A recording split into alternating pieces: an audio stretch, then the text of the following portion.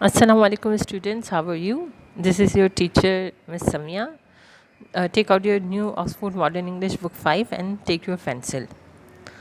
English में हम chapter हमारा जो 5 है बहलौल उसकी हम रीडिंग कर रहे हैं। हमने पेज नंबर 64 और 65 को रीडिंग कर लिया है।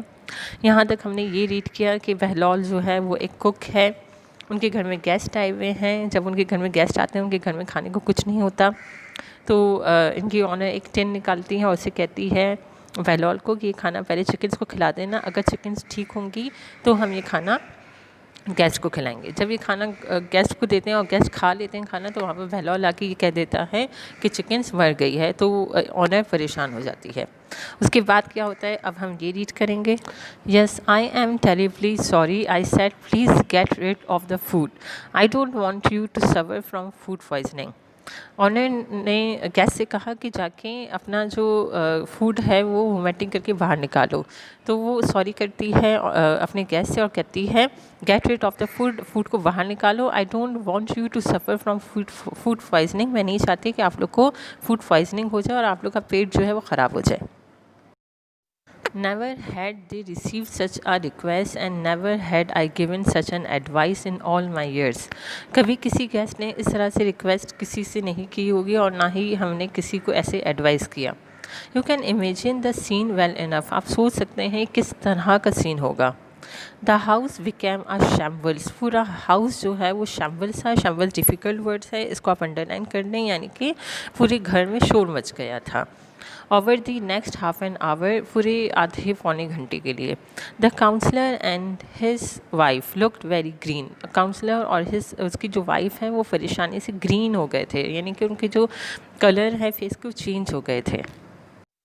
आई was feeling no better, in my head the room spun round and round, मुझे भी कुछ अच्छा फील नहीं हो रहा था और पूरा रूम जो है वो राउंड एंड राउंड घूम रहा था। स्पन यहाँ पर डिफ़िकल्ट वर्ड्स हैं, स्पन को अंडरलाइन करते हैं। स्पन का मतलब है घूमना या घुमाना। एग्जॉस्टेड, एग्जॉस्टेड भी यहाँ पर एक डिफ़िकल्ट वर्ड है, इसको भी अंडरलाइन करते हैं। इसका मतलब होता है थक गए। We collapsed into comfortable chairs in the sitting room, हम बिल्कुल हार मान गए, थक गए और थक कर हम सिटिंग रूम में बैठ गए। We sat wrapped in blanket by the fire, अपने आप को लपेट लिया ब्लैंकेट से और फायर के सामने। लुकिंग इनटू द फ्लैम्स, और फ्लैम्स को देख रहे थे, जो फायर जल रही होती है उसको देख रहे थे।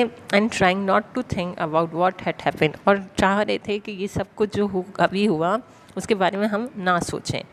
आई रोज़, रोज़ यहाँ पर उठने को कहते हैं, मैं उठी। And went to check on Bahlol, और गई देखने के लिए बहलौल क्या कर रहा है। The poor man had look so upset, वो बेचारा बहुत ज़्यादा अपसेट था, बहुत ज़्यादा परेशान था। I found Bahlol sitting on a back door step, हमारे घर के दूसरे दरवाजे पर बहलौल बैठा हुआ था। His head in his hands, उसने अपने सर पर हाथ रखा हुआ था। Gently rocking to and fro and whimpering softly, word है to and fro and whimpering. To and fro का मतलब होता है बैकवर्ड एंड फॉरवर्ड, अपने आप को आगे पीछे करना, और विम्परिंग का मतलब होता है रोते हुए सिसकियाँ लेना। Gently rocking to and fro, वो अपने आप को आगे पीछे कर रहा था बैठकर और सिसकियाँ ले रहा था, यानी कि रो रहा था। Never mind Bahlol, I said trying to console him, मैं उसे तसल्ली दे रही थी और मैंने उसे कहा कोई बात नहीं, इट्स नॉट योर फॉल्ट, ये तुम्हारी गलती नहीं है। It couldn't be helped, I am sure our visitor will be all right, उन्होंने कहा कि मुझे यकीन है कि हमारे विजिटर्स जो हैं, जो अभी आए थे गेस्ट, वो बिल्कुल ठीक होंगे। Bahlol looked up at me with tear filled eyes, Bahlol ने मेरी तरफ देखा, उसकी आंखों में आंसू थे। टीयर फिल्ड आइज़ का मतलब होता है आंखों में आंसू। I suppose we had better collect up the chickens now, I suggested, मैंने कहा कि जो चिकन्स मर गई है अब उसे हम यहाँ से उठा लेते हैं। Bahlol give me a blank look, Bahlol ने मुझे बहुत हैरानी से देखा। The chickens Bahlol, I explain, they should not be left lying around, where are they, तो बहलौल ने पूछा चिकन्स, तो मैंने उनसे कहा कि दे should not be left lying around, के इस तरह से चिकन्स मर गई हैं और यहाँ पर पड़ी हुई हैं, तो इस तरह से नहीं होना चाहिए। वेयर आर दे, सारी चिकन्स कहाँ हैं। Chickens madam, asked Bahlol, Bahlol ने पूछा चिकन्स, मुर्गियाँ। How can we find the chickens, हम चिकन्स को कैसे ढूंढ सकते हैं। Well where did they die, तो मैंने बहलौल से पूछा कि चिकन्स कहाँ मर गई थी। I asked, they must be in the backyard somewhere, उसने कहा वो पीछे की साइड पर जहाँ चिकन्स होती वहाँ पर होंगी। Yes Bahlol, I said with some irritation, but where are they. तो मुझे बहुत ज़्यादा बहलौल पे गुस्सा आया क्योंकि बहलौल मुझे नहीं बता रहा था कि चिकन्स कहाँ हैं। तो मैंने इरिटेट होके पूछा कहाँ हैं chickens. I don't know said Bahlol. Bahlol ने कहा मुझे नहीं पता। The fox killed them and took them away somewhere. Fox आया था यानी कि लोमड़ी आई थी और आकर उसने सारी चिकन्स को मार दिया और अपने साथ लेकर चली गई। Did they not die of food poisoning, I ask, मैंने पूछा कि क्या चिकन्स वो फूड खाने से नहीं मरी थी। No madam said Bahlol. Bahlol ने कहा नहीं, आ फॉक्स किल्ड दैम, लोमड़ी ने उनको मार दिया। आई टुक अ डीप ब्रीथ, मैंने लंबी सी सुकून की सांस ली। I was too weak to attack the man, मैं उसको अटैक करना चाही थी लेकिन मैं बहुत कमज़ोर थी।